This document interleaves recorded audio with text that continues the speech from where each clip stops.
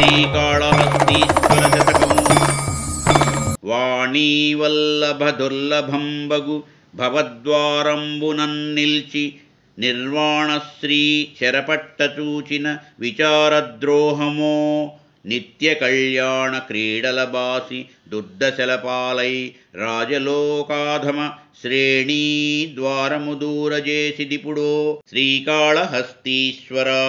ఓ శ్రీకాళహస్తీశ్వర, సరస్వతీ కటాక్షం వల్లనే కవి అనిపించుకుంటారు. అటువంటిది ఆ సరస్వతీదేవి భర్తకే లభ్యం కాని శివ సాన్నిధ్యాన్ని కేవలం సరస్వతీ కటాక్షం వల్ల పొంది మోక్షాన్ని పొందేయాలనుకోవడం అర్హతను మించి ప్రవర్తించడంలా భావించావేమో నువ్వు.